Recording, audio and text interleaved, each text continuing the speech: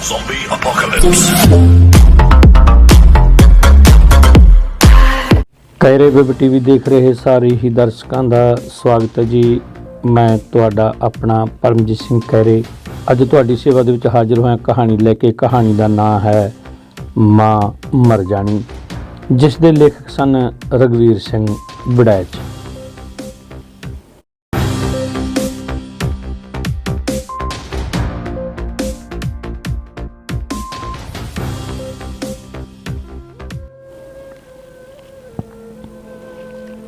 शहर विच हर पासे सन्नाटा छाया होया है।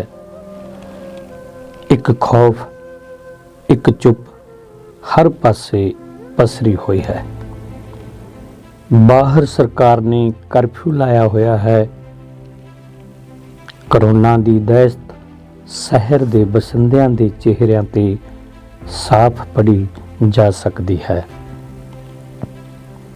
प्रवीण हुणे बाहर जाके लंगर लेके आया है। घर विच प्रवीण दी पत्नी पार्वती, 2 बच्चे अते बिरध मां रहिंदी है। प्रवीण कई दिनों तो कर्फ्यू लगन करके दिहाड़ी ते नहीं गया। पार्वती लोकां दे कपड़े सिउंदी है, पर करोना दी दहशत करके बाहर लगे कर्फ्यू करके सिलाई वास्ते नवे कपड़े तक ही आने ने। कईयां दे पहलां दे कपड़े सिउंते होए भी वो भी कोई चुकन वास्ते नहीं आया। घर दी खामोशी मां दी खंघ नाल टुटदी है ते वो पुकार रही, बहू बहू पानी दे जा पुत। कोई सुनदा, मैनू पानी दे दिओ पुत।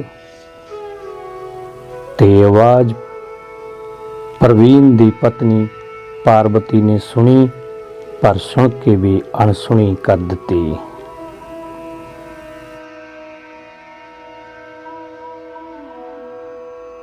दादी दा अपने पोत्यां नाल बहुत प्यार है। वड्डा पोता बोलिया, मम्मी दादी पानी मंग रही है। मम्मी दादी पानी मंग रही है, मैं दे आवां? चिल्ला के पार्वती खिज के बोली, नहीं तू नहीं जामेगा, उसके कमरे विच तू नहीं जामेगा। मैं ही उसका फाहा वढ़ के आउंदी हाँ। सारा दिन खाऊं खाऊं करदी रहिंदी है, कोई कम नहीं इस बुढ़ी नूं। प्रवीण अंदरों अंदरी दुखी है, पर पार्वती तो चिफदा है। कुछ नहीं बोलिया। पार्वती ने लंगर सारिਆਂ ਨੂੰ पा के दिता ते प्रवीण ਨੂੰ कहा, जा मां ਨੂੰ दे के आ। प्रवीण रोटी लैके गया ते रोटी वापस लैके मुड़ आया। थाली रखदा होया बोलिया, पार्वती मां नूं बहुत तेज बुखार हो गया। मां नूं बुखार होया लगदा। ते अगों पार्वती बोलदी है, नहीं नखरे करदी है, कुछ नहीं होया इसनूं, ये ते कम ते जाण दी मारी खेखण करदी है। पार्वती हथ कड कड के बोल रही है।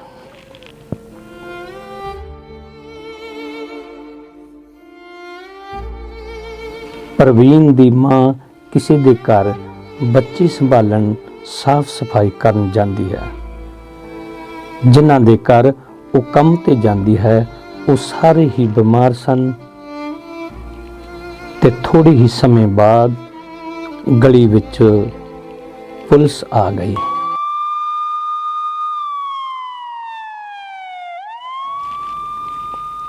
डॉक्टरां दी टीम भी नाल है। एंबूलेंस लेके आई। उन्होंने आके दस्या कि जो तुहाडे घर ਪ੍ਰਵੀਨ ਦੀ ਮਾਂ ਹੈ ਸ਼ਾਂਤੀ ਦੇਵੀ। ਉਹ ਜਿਨ੍ਹਾਂ ਦੇ ਘਰੇ ਕੰਮ ਕਰਦੀ ਹੈ ਉਹ ਸਾਰੇ ਕਰੋਨਾ ਪੋਜ਼ਿਟਿਵ ਆਏ ਹਨ ਤੇ ਉਹਨਾਂ ਨੂੰ ਇਕਾਂਤਵਾਸ ਵਿੱਚ ਜਾਣਾ ਪਵੇਗਾ ਤੇ ਤੁਹਾਡੇ ਵੀ ਸਾਰੇ ਪਰਿਵਾਰ ਦੇ ਖੂਨ ਦੇ ਸੈਂਪਲ ਲਏ ਜਾਣੇ ਨੇ ਤੇ 2 ਦਿਨਾਂ ਬਾਅਦ ਸਿਰਫ ਮਾਂ ਦੀ ਰਿਪੋਰਟ ਪੋਜ਼ਿਟਿਵ ਆਈ ਤੇ ਡਾਕਟਰਾਂ ਨੇ ਪ੍ਰਵੀਨ, ਪਾਰਵਤੀ ਅਤੇ ਉਸਦੇ ਬੱਚਿਆਂ ਨੂੰ ਘਰ ਭੇਜ ਦਿੱਤਾ। ਅਗਲੇ ਦਿਨ ਪ੍ਰਵੀਨ ਚੁੱਪ ਬੈਠਾ ਹੈ, ਡਰ ਗਿਆ ਹੈ ਪ੍ਰਵੀਨ। ਪਾਰਵਤੀ ਕੋਲ ਆ ਕੇ ਬੋਲੀ, ਬਚਾ ਲਿਆ ਰੱਬ ਨੇ, ਤੇਰੀ ਮਾਂ ਨੇ ਤਾਂ ਕੋਈ ਕਸਰ ਨਹੀਂ ਸੀ ਛੱਡੀ ਸਾਨੂੰ ਮਾਰਨ ਵਾਲੀ, ਪਰ ਇਹ ਤਾਂ ਰੱਬ ਨੇ ਬਚਾ ਲਿਆ। ਪ੍ਰਵੀਨ ਬੋਲਦਾ, ਐਵੇਂ ਨਾ ਤੂੰ ਆਵਾ ਤਵਾ ਬੋਲੀ ਜਾਇਆ ਕਰ, ਜਦੋਂ ਪੈਸੇ ਲਿਆ ਕੇ ਦਿੰਦੀ ਸੀ ਉਦੋਂ ਨਹੀਂ ਸੀ ਮਾੜੀ ਲੱਗਦੀ ਮੇਰੀ ਮਾਂ ਤੈਨੂੰ। ਪ੍ਰਵੀਨ ਖਿੱਝ ਕੇ ਬੋਲਿਆ, ਤੇਰੀ ਸਤਾਈ ਹੋਈ ਹੀ ਇਸ ਉਮਰੇ ਵਿਚਾਰੀ ਮੇਰੀ ਮਾਂ ਕੰਮ ਕਰਨ ਜਾਂਦੀ ਹੈ। ਆਏ ਹਾਏ ਵਿਚਾਰੀ ਦੇਖ ਤਾਂ ਕੀ ਅੰਤ ਹੈ, ਪੂਰੀ ਡਰਾਮੇਬਾਜ਼ ਹੈ, ਡਰਾਮੇਬਾਜ਼। ਇਹ ਬੋਲ ਪਾਰਵਤੀ ਦੇ ਸਨ। ਇੰਨੇ ਨੂੰ ਘੰਟੀ ਵੱਜੀ ਮੋਬਾਈਲ ਫੋਨ ਦੀ।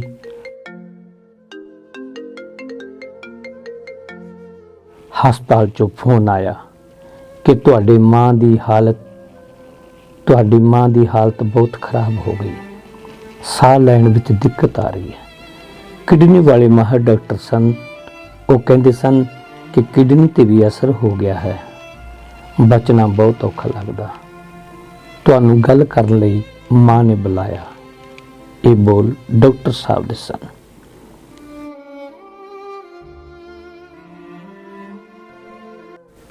ਕਿਹਦਾ ਫੋਨ ਹੈ, ਤੁਸੀਂ ਦੱਸਦੇ ਕਿਉਂ ਨਹੀਂ? ਚੁੱਪ ਹੋਏ ਪ੍ਰਵੀਨ ਕੋਲੋਂ ਪਾਰਵਤੀ ਨੇ ਪੁੱਛਿਆ। ਹਸਪਤਾਲ ਚੋਂ ਫੋਨ ਸੀ, ਕਹਿੰਦੇ ਕਿ ਮਾਂ ਜੀ ਦੀ ਸਿਹਤ ਬਹੁਤ ਜ਼ਿਆਦਾ ਖਰਾਬ ਹੋ ਗਈ। ਹਸਪਤਾਲ ਵਿੱਚ ਗੱਲ ਕਰਨ ਲਈ ਬੁਲਾਇਆ ਮਾਂ ਨੇ। ਸੋ ਡਾਕਟਰ ਸਾਹਿਬ ਨੇ ਫੋਨ ਕੀਤਾ। ਪ੍ਰਵੀਨ ਨੇ ਉਦਾਸ ਜਿਹਾ ਹੁੰਦਿਆਂ ਇਹ ਬੋਲ ਆਪਣੀ ਪਾਰਵਤੀ ਪਤਨੀ ਨੂੰ ਕਹੇ, ਕੋਈ ਲੋੜ ਨਹੀਂ ਹਸਪਤਾਲ ਜਾਣ ਦੀ, ਕੀ ਪਤਾ ਪੈਸੇ ਨੇ ਹੁਣ ਉੱਥੇ ਬੁਲਾ ਕੇ, ਜ਼ਹਿਰ ਖਾਣ ਨੂੰ ਤਾਂ ਪੈਸੇ ਨਹੀਂ ਸਾਡੇ ਕੋਲ, ਕੀ ਮੁਸੀਬਤ ਛੇੜ ਲਿਆਈ ਹੈ। ਤੇ ਪਾਰਵਤੀ ਨੇ ਇਹ ਬੋਲ ਆਪਣੇ ਮੱਥੇ ਤੇ ਹੱਥ ਮਾਰਦਿਆਂ ਬੋਲੇ, ਤੇ ਮੈਂ ਵੀ ਦੋ ਚਿੱਤਾ ਹੋਇਆ ਹਾਂ, ਸਮਝ ਨਹੀਂ ਆਉਂਦੀ ਕਿ ਜਾਵਾਂ ਕਿ ਨਾ ਜਾਵਾਂ। ਪ੍ਰਵੀਨ ਆਪਣੇ ਮਨ ਦੀ ਸੁਣਾਉਂਦਾ ਪਿਆ। ਖਬਰਦਾਰ ਜੇ ਤੂੰ ਉੱਥੇ ਗਿਆ, ਤੈਨੂੰ ਬਹੁਤਾ ਪਿਆਰ ਜਾਗ ਪਿਆ ਤਾਂ ਤੂੰ ਉੱਥੇ ਹੀ ਰਹਿ ਜਾਵੀਂ ਆਪਣੀ ਮਾਂ ਕੋਲ, ਕੋਈ ਲੋੜ ਨਹੀਂ ਹੈ ਘਰ ਆਉਣ ਦੀ। ਉਹ ਤਾਂ ਉਮਰ ਖਾਈ ਹੰਡਾਈ ਬੈਠੀ ਹੈ, ਤੂੰ ਆਪਣੇ ਬੱਚਿਆਂ ਬਾਰੇ ਤਾਂ ਸੋਚੀ। ਹੁਣ ਕੀ ਸੋਚਦਾ ਤੂੰ? ਫੋਨ ਬੰਦ ਰੱਖ, ਇੱਕੋ ਸਾਹ ਬੋਲ ਗਈ ਪਾਰਵਤੀ। ਸ਼ਾਇਦ ਪ੍ਰਵੀਨ ਵੀ ਚੁੱਪ ਹੋ ਗਿਆ। ਅਗਲੇ ਦਿਨ ਸਵੇਰੇ ਸ਼ਾਂਤੀ ਦੇਵੀ ਆਪਣੇ ਪੁੱਤਰ ਪ੍ਰਵੀਨ ਦਾ ਇੰਤਜ਼ਾਰ ਕਰਦੇ ਕਰਦੇ ਇਸ ਦੁਨੀਆ ਨੂੰ ਅਲਵਿਦਾ ਆਖ ਗਈ।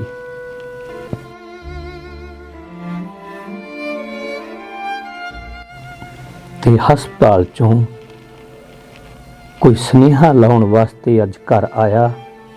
ਉਸ ਨੇ ਆ ਕੇ ਖਬਰ ਦਿੱਤੀ, ਦੱਸਿਆ ਕਿ ਉਹਨਾਂ ਨੂੰ ਸੰਸਕਾਰ ਕਰਨ ਲਈ ਬੁਲਾਇਆ ਗਿਆ ਹੈ। ਇਸ ਤੋਂ ਪਹਿਲਾਂ ਪ੍ਰਵੀਨ ਕੁਝ ਬੋਲਦਾ, ਪਾਰਵਤੀ ਬੋਲ ਪਈ, ਹਾਏ ਓਏ ਕਿੱਥੇ ਚਲੀ ਗਈ ਭਰੀ ਭਰਾਈ ਬਗੀਚੀ ਛੱਡ ਕੇ, ਹਾਏ ਰੱਬਾ ਇਹ ਕੀ ਕਹਿਰ ਕਰ ਦਿੱਤਾ, ਹਾਏ ਓਏ। ਪਾਰਬਤੀ ਔਖਾ ਜਿਹਾ ਸਾਹ ਭਰਦੀ ਹੋਈ ਬੋਲੀ, ਤੁਸੀਂ ਚਲੋ, ਅਸੀਂ ਪਹੁੰਚਦੇ ਹਾਂ ਤੁਹਾਡੇ ਪਿੱਛੇ। ਹਸਪਤਾਲ ਤੋਂ ਘਰ ਆਏ ਸ਼ਖਸ ਨੂੰ ਲੱਗਿਆ ਜਿਵੇਂ ਉਹ ਟਾਲ ਮਟੋਲ ਕਰ ਰਹੇ ਹੋਣ। ਉਸਨੇ ਡਾਕਟਰ ਨੂੰ ਸਾਰੀ ਗੱਲ ਦੱਸੀ ਤਾਂ ਡਾਕਟਰ ਨੇ ਕਿਹਾ ਕਿ ਪ੍ਰਵੀਨ ਨਾਲ ਗੱਲ ਕਰਵਾਓ। ਲੈ ਪ੍ਰਵੀਨ, ਡਾਕਟਰ ਸਾਹਿਬ ਨਾਲ ਗੱਲ ਕਰ। ਬੰਦਾ ਪ੍ਰਵੀਨ ਨੂੰ ਫੋਨ ਫੜਾਉਂਦਾ ਹੈ। ਪ੍ਰਵੀਨ, ਮੈਂ doctor SK Sehgal kidney specialist ਬੋਲ ਰਿਹਾ ਹਾਂ। ਤੇਰੀ ਮਾਂ ਮੇਰੀ ਬਹੁਤ ਪੁਰਾਣੀ ਪੇਸ਼ੈਂਟ ਸੀ। ਮੈਨੂੰ ਅੱਜ ਵੀ ਯਾਦ ਹੈ ਜਦੋਂ ਤੂੰ 5-6 ਵਰਿਆਂ ਦਾ ਸੀ, ਤੇਰੇ ਪੂਰੇ ਸਰੀਰ ਵਿੱਚ ਇਨਫੈਕਸ਼ਨ ਫੈਲ ਗਈ ਸੀ। ਪ੍ਰਵੀਨ, ਜਦੋਂ ਤੇਰਾ ਚੈੱਕਅਪ ਕੀਤਾ ਤਾਂ ਪਤਾ ਲੱਗਿਆ ਕਿ ਤੇਰੀ ਕਿਡਨੀਆਂ ਫੇਲ ਹੋ ਗਈਆਂ ਸਨ। ਤੇਰੀ ਮਾਂ ਤਰਲੇ ਮਿੰਨਤਾਂ ਕਰ ਰਹੀ ਸੀ ਕਿ ਕਿਸੇ ਤਰ੍ਹਾਂ ਮੇਰੇ ਪੁੱਤ ਨੂੰ ਬਚਾ ਲਵੋ। ਡਾਕਟਰ ਸਾਹਿਬ, ਜਿਵੇਂ ਮਰਜ਼ੀ ਕਰੋ, ਕਿਵੇਂ ਨਾ ਕਿਵੇਂ ਕਰਕੇ ਮੇਰੇ ਪੁੱਤ ਨੂੰ ਬਚਾ ਲਓ। ਤੇ ਜਦੋਂ ਮੈਂ ਉਸ ਨੂੰ ਇਹ ਕਹਿ ਕੇ ਟਾਲ ਦਿੱਤਾ ਕਿ ਇਸ ਨੂੰ ਬਚਾਉਣ ਲਈ ਤਾਂ ਕਿਡਨੀ ਚਾਹੀਦੀ ਹੈ, ਤਾਂ ਝਟ ਦਿਨ ਪ੍ਰਵੀਨ ਤੇਰੀ ਮਾਂ ਬੋਲੀ ਕਿ ਡਾਕਟਰ ਸਾਹਿਬ, ਆ ਮਾਂ ਮਰ ਜਾਣੀ ਨੇ ਕੀ ਕਰਨੀਆਂ ਨੇ 2 ਕਿਡਨੀਆਂ। ਡਾਕਟਰ ਸਾਹਿਬ, ਮੇਰੀ ਕਿਡਨੀ ਕੱਢ ਲਵੋ, ਪਰ ਮੇਰੇ ਪੁੱਤ ਨੂੰ ਬਚਾ ਲਵੋ। ਤੇ ਫਿਰ ਕੁਝ ਦਿਨਾਂ ਬਾਅਦ ਤੇਰਾ ਸਫਲ ਆਪਰੇਸ਼ਨ ਹੋ ਗਿਆ ਸੀ। ਤੇਰੀ ਮਾਂ ਨੇ ਕਿਡਨੀ ਦਾਨ ਕਰਕੇ ਫਿਰ ਇੱਕ ਵਾਰ ਫਿਰ ਸਾਬਤ ਕਰ ਦਿੱਤਾ ਕਿ ਮਾਵਾਂ ਦਾ ਦਿਲ ਕਿੰਨਾ ਵੱਡਾ ਹੁੰਦਾ ਹੈ।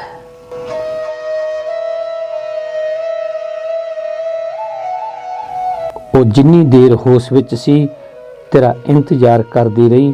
ਸ਼ਾਇਦ ਉਸ ਦੇ ਮਰਨ ਦਾ ਸਭ ਤੋਂ ਵੱਡਾ ਕਾਰਨ ਤੈਨੂੰ ਕਿਡਨੀਆਂ ਦੇਣਾ ਬਣ ਗਿਆ। ਉਸ ਦੇ ਮਰਨ ਤੋਂ ਬਾਅਦ ਵੀ ਅਸੀਂ ਤੇਰਾ ਇੰਤਜ਼ਾਰ ਕਰਦੇ ਰਹੇ।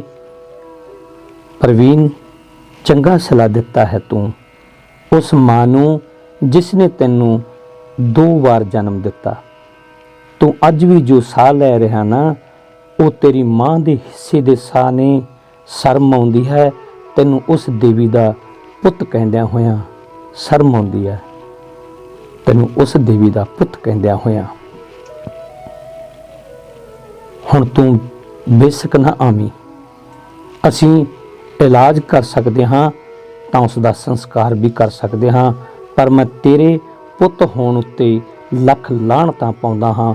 ਪ੍ਰਵੀਨ, ਮੈਂ ਤੇਰੇ ਪੁੱਤ ਹੋਣ ਉੱਤੇ ਲੱਖ ਲਾਹਣਤਾਂ ਪਾਉਂਦਾ ਹਾਂ, ਤੈਨੂੰ ਲੱਖ ਲਾਹਣਤਾਂ ਭੇਜਦਾ ਹਾਂ ਤੈਨੂੰ।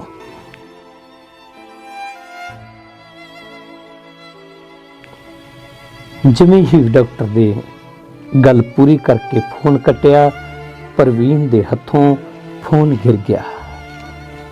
ਉਹ ਤਾਹਾਂ ਮਾਰਦਾ ਬਾਹਰ ਨੂੰ ਜਾਣ ਲੱਗਿਆ ਤਾਂ ਪਾਰਬਤੀ ਟੋਕਣ ਲਈ ਅੱਗੇ ਵਧੀ। ਚੁੱਪ, ਤੂੰ ਚੁੱਪ ਕਰ, ਅੱਜ ਕੁਝ ਨਹੀਂ ਬੋਲੇਂਗੀ ਤੂੰ। ਪ੍ਰਵੀਨ ਪਹਿਲਾਂ ਹੀ ਬੋਲ ਪਿਆ।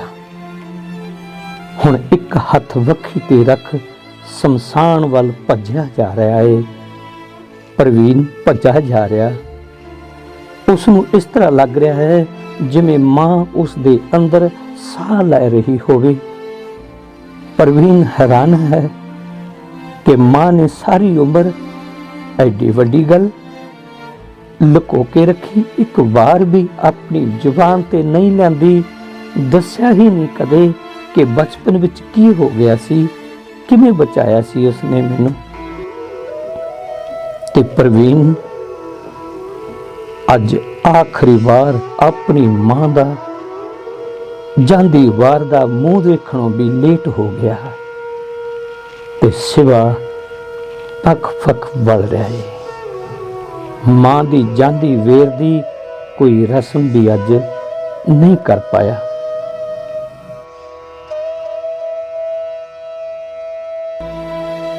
ਤੇ ਦੂਰ ਖੜੇ ਪ੍ਰਵੀਨ ਨੂੰ ਇਸ ਤਰ੍ਹਾਂ ਲੱਗਿਆ ਜਿਵੇਂ ਮਾਂ ਨੇ ਕੋਲ ਆ ਕੇ ਕਿਹਾ ਹੋਵੇ, ਪੁੱਤ ਐ ਮੇਰੇ ਲਾਡਲਿਆ ਪੁੱਤਾ रो ना, मैं तेनों माफ कर दिता।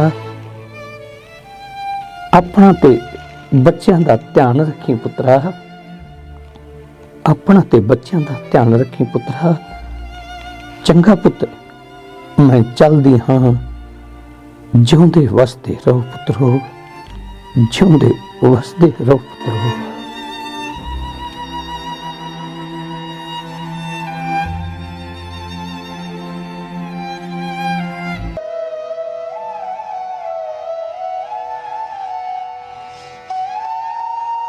तो दोस्तों, ये कहानी दे लेखक सन रघुवीर सिंह वड़ैच ते कहानी मां मर जानी। सो तुहानू किवें लगी अपने कमेंट राहीं जरूर अपने विचार जरूर दस्यो ते अगे शेयर करियो। ते जिसने अजे कैरे वेब टीवी चैनल सबसक्राइब नहीं किया तो इसनू सबसक्राइब करो ते अपने विचार जरूर देने। धन्यवाद।